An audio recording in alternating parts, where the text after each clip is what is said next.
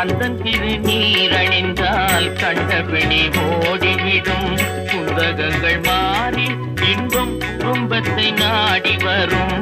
கந்தன் திருநீரணிந்தால் கண்டபிணி ஓடிவிடும். குந்தகங்கள் மாறி இன்பம் குடும்பத்தை நாடி வரும். கந்தன் திருநீரணிந்தால் கண்டபிணி ஓடிவிடும்.